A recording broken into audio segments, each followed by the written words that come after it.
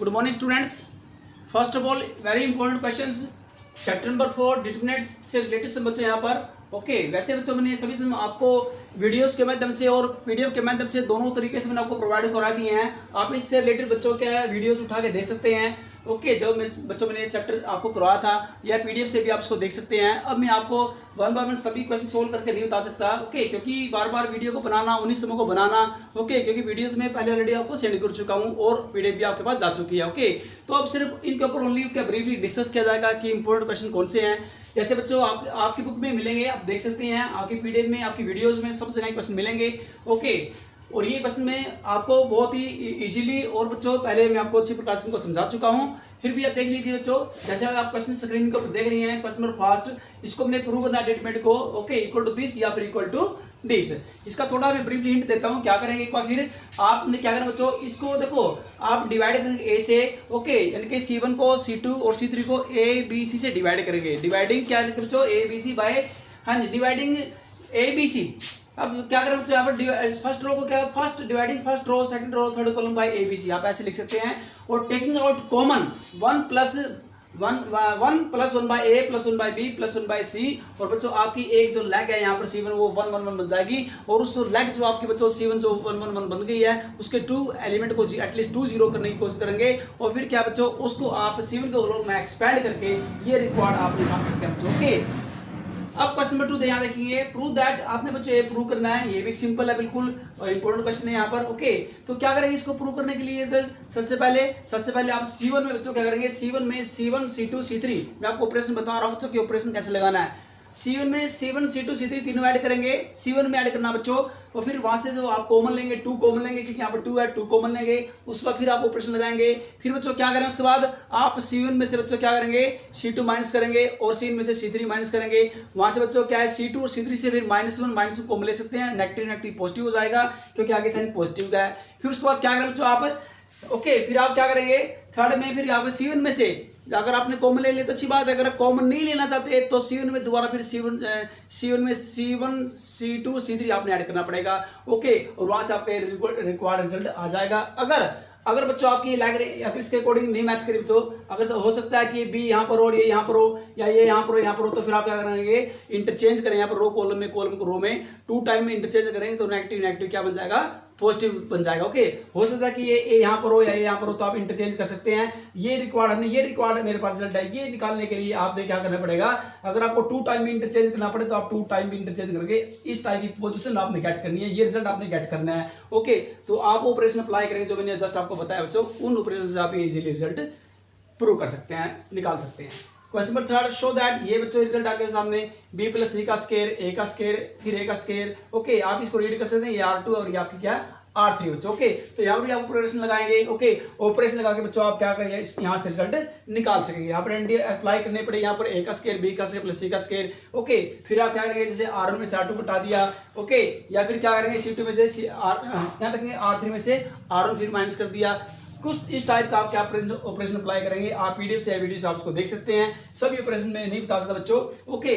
सिर्फ आपने क्या करना है इसको चेक करना है और निकाल के देखना है। क्वेश्चन नंबर 4 क्या है, प्रूव दैट आपने डिटरमिनेंट है, सिंपल है, मुश्किल है बिल्कुल भी। ये प्रूव करना 4a स्क्वायर b स्क्वायर और c स्क्वायर के अच्छे क्वेश्चन, इंपॉर्टेंट क्वेश्चन है। अब लेंगे question number 5। Now take question number 5। Question number 5 prove that determinant हमारे पास गिवन बच्चों 1 plus a square minus b square 2ab minus 2b 2ab 1 minus a square plus b square 2a। फिर आपके पास third row बच्चों 2b minus 2a 1 minus a square minus b square which is equal to cube of 1 plus a square plus b square. हमने prove करना बच्चों। उसके बाद next ध्यान रखेंगे सबसे पहले यूजिंग प्रॉपर्टीज ऑफ डिटरमिनेंट की प्रॉपर्टी का यूज करके प्रूव दैट इस डिटरमिनेंट को बच्चों ने प्रूव करना पड़ेगा which is equal to 2 into cube of a plus b plus c के। क्वेश्चन नंबर 3 काफी इंपॉर्टेंट क्वेश्चन बच्चों है। Question number 7 if x y and z are all different and determinate the value of this determinant is equal to 0 then show that 1 plus x y z equal to 0। Question number 8 find the maximum value of this determinant okay. ये आपने determinant की क्या निकालनी है, maximum value निकालनी है okay बच्चों। हाँ जी, अब उसके बाद निकालेंगे question number 9। Now I take question number 9।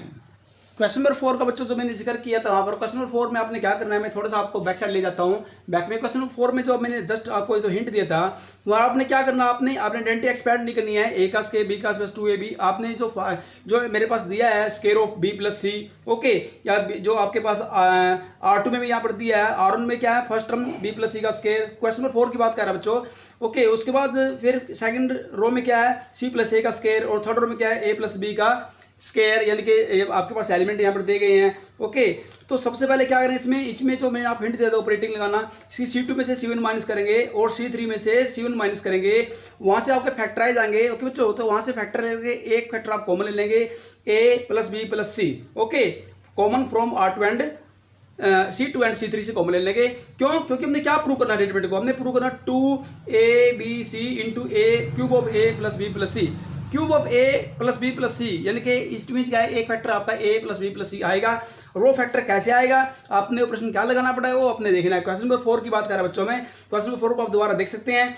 तो यहाँ पर क्या करेंगे, सी ऑपरेशन क्या लगाए शुरू में, C2 को चेंज करेंगे, C2 में से C1 माइनस करेंगे, फिर C3 को चेंज करेंगे, थर्ड कॉलम को चेंज करेंगे, C3 में से C1 माइनस करेंगे बच्चों, वहां से फैक्टराइज करेंगे और फिर वहां से कॉमन लेंगे, taking out A plus B plus C common from C2 and C3 से कॉमन ले लेंगे वहां से, ओके बच्चों, ओके। तो square of A plus C आएगा, और थर्ड फैक्टर क्या करेंगे, अगेन ऊपर लगा के वहां से एक्सपैंड करके आपका, ओके, तो रिक्वायर्ड रिजल्ट आपका आ जाएगा, ओके। अब लेते हैं क्वेश्चन नंबर 9 तक कर लिए बच्चों। क्वेश्चन नंबर 10 देखिए यहाँ पर, question number 9, if x is equal to -4 is a root of this determinant equal to 0 then find the other two root. Question number 10 का बच्चों 2 पार्ट दिया है, A B C are positive and unequal so that the value of the determinant is always negative. इसका second part है question number 10 का, if A plus B plus C is not equal to 0 and determinant the value of determinant is equal to 0। बच्चों A plus B plus is non zero and the value of this determinant equal to 0, then using properties of the determinant prove that A is equal to B is equal to C। Okay जी, हमने prove करना है ये दोनों question बच्चों के। अगर आपका क्वेश्चन नंबर 10 का फर्स्ट पार्ट हो जाता है तो इसको थोड़ा सा एक्सटेंड करना बच्चों, इसी से सोल्व हो जाएगा क्योंकि डिटरमिनेंट बिल्कुल सेम है, ओके। यहाँ तक डिटरमिनेंट बिल्कुल सेम बच्चों, ये बिल्कुल सेम ऐसे ही क्या एक्सपेंड करना, आपने थोड़ा सा इसको आगे एक्सटेंड करना है। ये क्वेश्चन नंबर पार्ट बिल्कुल सेम एज इट इज, यहाँ तक जहाँ आपको छोड़ेंगे यहाँ तक निकालना है बच्चों। उसके बाद थोड़ा सा 2 लाइन और आपने एक्सटेंड करनी है। ये दोनों ही क्या है, सेम प्रोसेस पर निकलनी है, दोनों ही सेम मेथड पर निकलना है बच्चों, ओके। यानी कि ये क्वेश्चन निकालने के लिए आपको ये क्वेश्चन निकालना पड़ेगा, इसी को ही आगे थोड़ा एक्सटेंड करके हमने ये प्रॉपर्टी अप्लाई करके ये वैल्यू प्रूव करनी होगी, ओके बच्चों। अब लेते हैं क्वेश्चन नंबर 11, क्वेश्चन नंबर 11 में क्या है, if P is non-zero, Q is non-zero and the value of the determinant equals 0, then using the property of the determinant prove that at least one of the following statement is true। First part क्या बच्चा लिखेंगे, P Q R in GP। Second में निकालना alpha is a root of the equation Px square plus Qx plus R is equal to 0। Question number 12 prove that अब जो सबसे पहले हमारे पास डिटरमिनेंट दिया गया, आप देख सकते हो स्क्रीन के ऊपर, is divisible by x plus y plus z and hence find the quotient. हमने यहाँ पर क्वेश्चन निकालना बच्चों, दोनों ही क्वेश्चन बच्चों इजीली मैंने आपको करवाए गए हैं आपके पीडीएफ में, और आपकी वीडियोस के दोनों के अंदर ये क्वेश्चन डाले गए हैं। सभी क्वेश्चन डाले गए जितने मैंने यहाँ कराए हैं, ऐसा कोई क्वेश्चन नहीं है जो बच्चों मैंने आपकी वीडियोस के अंदर नहीं करवाया हो, ओके। आप वीडियोस को दोबारा अगेन देखें, और पीडीएफ में भी मैंने दोनों क्वेश्चन यहाँ पर डाले हुए हैं, ओके बच्चों। तो दोनों ही तरीके से क्वेश्चन को सोल्व किया, यहाँ पर आप वहाँ इजीली इनको वीडियो से और पीडीएफ दोनों से आप इनको इजीली समझ सकते हो, अंडरस्टैंड कर सकते हो, ओके बच्चों। अब नेक्स्ट हम एक्सरसाइज से रिलेटेड क्वेश्चन यहाँ कर रहे हैं। Next question, question number 13, question 13 prove that determinant the value of the determinant is equal to 2 into A plus B plus C into AB plus BC plus CA minus A square minus B square minus C square। ये ना prove करना है ये। उसके बाद question number 14 बच्चे ये भी आया था 2023 बच्चे क्वेश्चन आता है यहाँ पर, okay. Prove that, okay, the value of this determinant is equal to A square plus B square plus C square into A plus B plus C into B minus C into C minus A into A minus B। Question number 15, if A B C are real and determinant is equal to 0, then show that either A plus B plus C equal to 0 or A is equal to B is equal to C। ये बच्चे question आप कर सकते हो, ये आपके PDF के अंदर मैंने क्वेश्चन दिए गए हैं, और पीडीएफ के अंदर भी डाले हैं और वीडियोस के अंदर भी, दोनों ही चीज़ों में मैंने यहाँ इन क्वेश्चन को डाला हुआ है, ओके बच्चों। अब लेते हैं next question, question number 16। Question number 16, if A B C are all positive and are Px Qs and R terms of a GP, then show that the value of the determinant is equal to 0। अब determinant क्या दिया, log A P1 log B Q1 और आखिरी जो third row क्या बच्चों log C R1 which is equal to 0 ये prove करना बच्चों। और कंडीशन क्या है, if A B C are all positive and R pth qth and r term of a GP then show that the value of the determinant equal to 0। ये भी बच्चों आपका काफी इंपॉर्टेंट क्वेश्चन है, कई बार ये सीबीएसई एग्जाम के अंदर आया हुआ है। ओके बच्चों, अब हम रिलेटेड करेंगे जो एरिया ऑफ ट्रायंगल है, एरिया ऑफ ट्रायंगल से रिलेटेड जो सब बच्चों उसके बारे में डिस्कस करते हैं। ओके, ये आपकी जो डिटरमिनेंट से रिलेटेड जो एक्सरसाइज है उससे हमने जो इंपॉर्टेंट क्वेश्चन यहाँ आपको बच्चों बता दिए हैं। अब हम नेक्स्ट एक्सरसाइज से रिलेटेड जो सब है एरिया ऑफ ट्रायंगल से उनसे कुछ इंपॉर्टेंट क्वेश्चन कर लेते हैं। एरिया ऑफ ट्रायंगल से रिलेटेड सब बच्चों उसका देखिए question number 1, show that the point, आपके पास ये पॉइंट दिए गए हैं बच्चों। ओके, ये वर्टिसेस आपके पास दिए गए हैं ट्रायंगल के। अब कहते हैं do not lie on a straight line for any value of A. तो ए की वैल्यू निकालनी है कंडीशन का यूज करके। क्वेश्चन नंबर 2, फाइंड द, ये बच्चों आपके एज ए असाइनमेंट है जो आपने स्वयं ट्राई करने हैं, लेकिन आपको ये क्वेश्चन करवा दिए गए हैं आपके पीडीएफ में, वीडियोस के अंदर करवा दिए गए हैं, फिर भी आपने इनको क्या एज ए असाइनमेंट को सोल्व करना है, प्रैक्टिस करनी है इनके अच्छे से। Find the equation of the line joining point A B. Okay बच्चों, A B using determinant and find the value of K if D, ये आपके पास बच्चों वर्टिसेस दिए गए हैं, D point K is a point such that area of triangle A B D is 3 square unit. Question number 3, if A, B, C are the vertices of an equal triangle whose each side is equal to A, then prove that the value of the determinant is equal to 3a की power 4। Okay बच्चों, तो आपने ये 3 question है, इनकी ही practice करनी है, ये काफी इंपॉर्टेंट है बच्चों, एरिया ऑफ ट्रायंगल से रिलेटेड सम है। अब बच्चों हम नेक्स्ट करेंगे, जो बच्चों हमने निकालना है एक्स वाई जेड की वैल्यू निकालनी है using the matrix method. Matrix method का यूज करें बच्चों। लीनियर क्या है, इक्वेशन, जो सिस्टम ऑफ लीनियर इक्वेशन दिया गया है, सिस्टम ऑफ लीनियर इक्वेशन से बच्चों हमने क्या निकालनी है, मैट्रिक्स मेथड से एक्स वाई जेड की वैल्यू निकालनी है। उसमें बच्चों आपने इन्वर्स निकालना पड़ेगा, ए इन्वर्स निकालना है, और ए इन्वर्स सिंपल तरीके से निकालना है यूजिंग कोफैक्टर माइनर का यूज करके निकालना है। ए इन्वर्स बच्चों आपने एडजॉइंट की वैल्यू निकाल के अपने इन्वर्स निकालना बच्चों, यानी कि एलिमेंट्री ट्रांसफॉर्मेशन से इन्वर्स नहीं निकालना है, क्योंकि इन्वर्स आपका एलिमेंट्री ट्रांसफॉर्मेशन से भी निकल जाएगा, लेकिन एलिमेंट्री ट्रांसफॉर्मेशन वाला जो टॉपिक है वो बच्चों आपका रिड्यूस कर दिया गया है, वो डिलीट कर दिया गया है। तो आपने अगर इन्वर्स निकालना पूछ लिया जाए, ओके, तो आपने जो निकालना है वो यूजिंग कोफैक्टर या माइनर की हेल्प से आपने एडजॉइंट निकाल करके आपने उसका इन्वर्स निकालना है, और इन्वर्स का यूज करके आपने बच्चों क्या है बाय मैट्रिक्स मेथड से एक्स वाई जेड की वैल्यू निकालनी है। ओके बच्चों, दिए गए 3 लीनियर सिस्टम इक्वेशन से बच्चों आपने using inverse, okay, find the value of X Y and Z. और इसके अंदर ही बच्चों आपका मैं आपको बता देना चाहता हूँ, इसमें क्या होता है, एक बच्चों जैसे फाइनाइट वैल्यू होती है, ओके, तो फाइनाइट वैल्यू के अंदर बहुत सारे क्या वैल्यू हो सकती हैं, तो वो जो टॉपिक है बच्चों infinitely values X Y Z की, ओके, तो वहाँ पर क्या होता था, वहाँ पर बच्चों अगर ए बी की जो प्रोडक्ट बच्चों वहाँ पर एडजॉइंट भी हो रही की अगर वो 0 होती थी बच्चों वहाँ पर, तो हमारे पास क्या था, तो इनफाइनाइटली मैनी सोल्यूशन कंसिस्टेंट और इनकंसिस्टेंट की बात होती थी।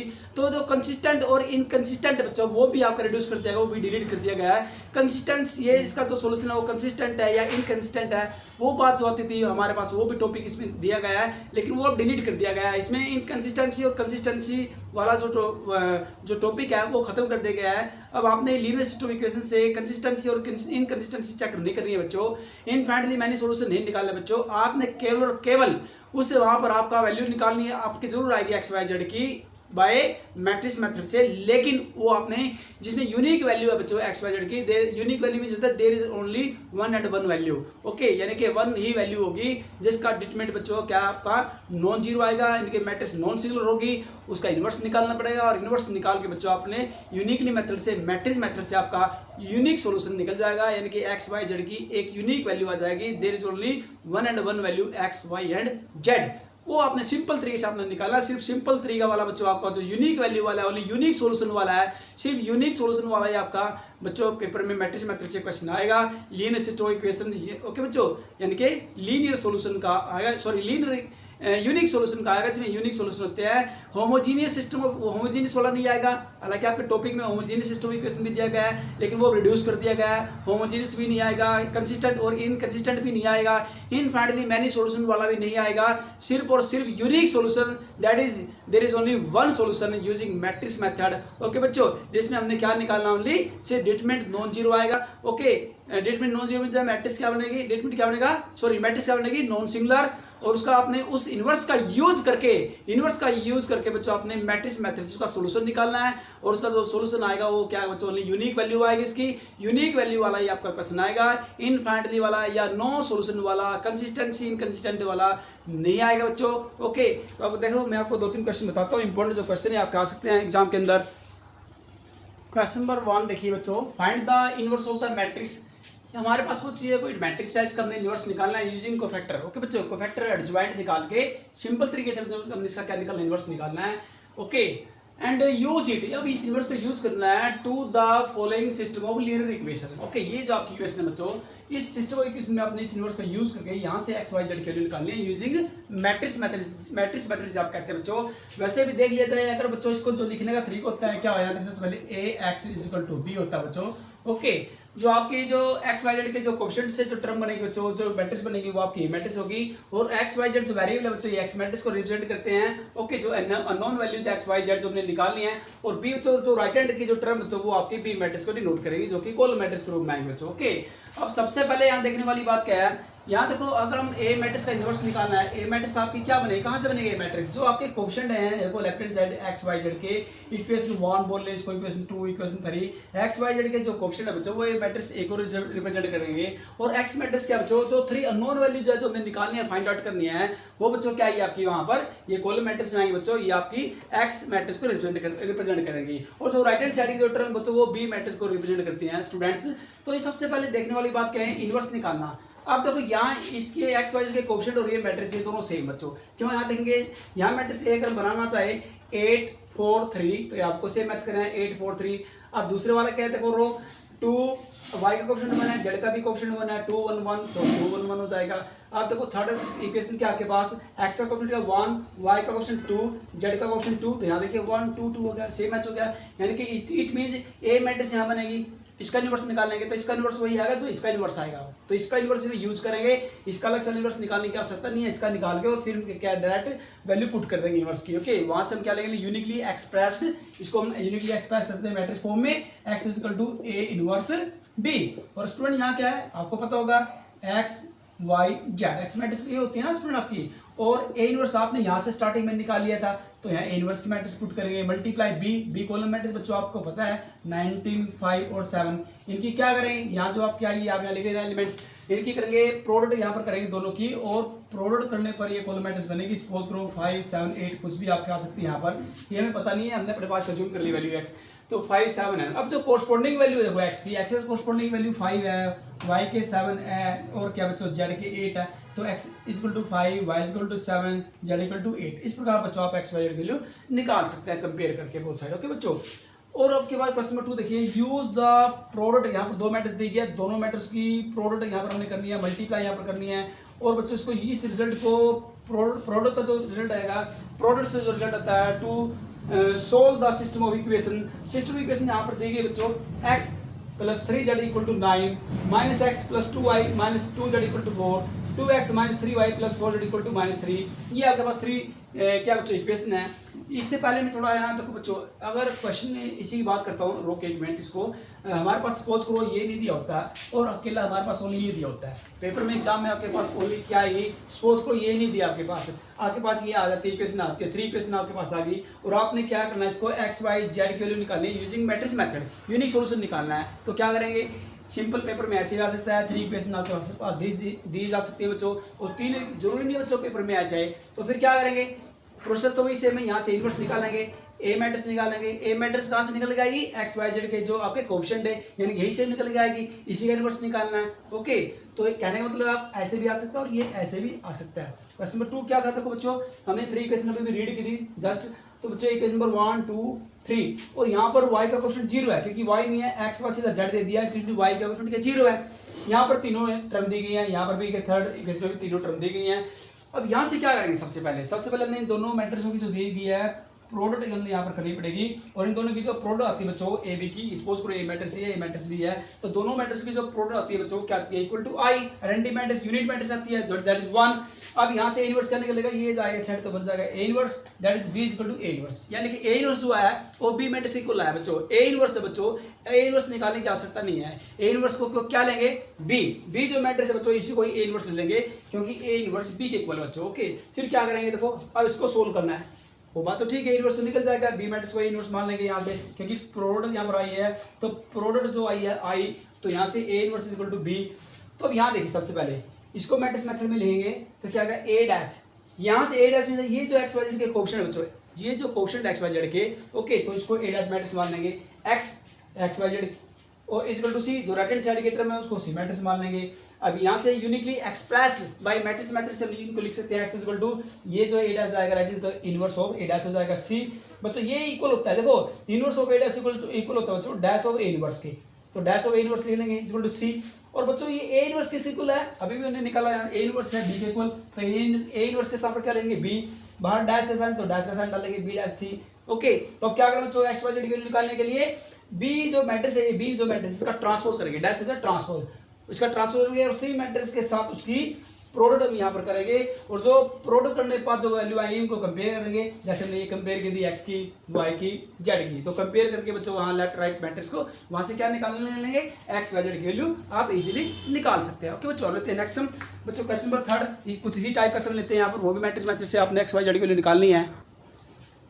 स्टूडेंट ये भी सेम बिल्कुल क्वेश्चन नंबर जो फर्स्ट करा सेम उसी टाइप क्वेश्चन बच्चों अभी भी ये पेपर में बच्चों सीबीएसई 2020 अंदर आया है बच्चों, यहाँ पर ये सेम बिल्कुल जो से मैंने क्वेश्चन नंबर फर्स्ट इसका भी बताओ तो सेम उसकी तरह आया। देखो ये मैट्रिक्स दे दिया है, यहाँ पर ए इनवर्स निकालना है, सिंपल निकालना बच्चों, आपने यूजिंग कोफैक्टर की हेल्प से एडजॉइंट निकाल के निकालना है, लीनियर एलिमेंट्री ट्रांसफॉर्मेशन से नहीं निकालना है क्योंकि वो हमारा जो सब टॉपिक है elementary transformation, okay, along about के चाहे रो के अबाउट में हो या कॉलम के अबाउट में, वो आपका सब टॉपिक एलिमेंट्री ट्रांसफॉर्मेशन वाला रिड्यूस हो गया है, दैट इज डिलीट हो गया बच्चों, उसे उस मेथड से नहीं निकालना आपने इनवर्स निकालना जरूरी है। इनवर्स निकालेंगे आप using cofactor, minor cofactor, okay, adjoint, उसकी हेल्प से आपने इनवर्स निकालना है। ओके, तो and use it to solve the following. अब इस इनवर्स को आपने सिस्टम इक्वेशन में यहाँ पर यूज करना है, जैसे x + 2y - 3z = 6, equation number 2 3x + 2y - 2z = 3, 2x - y + z = 2।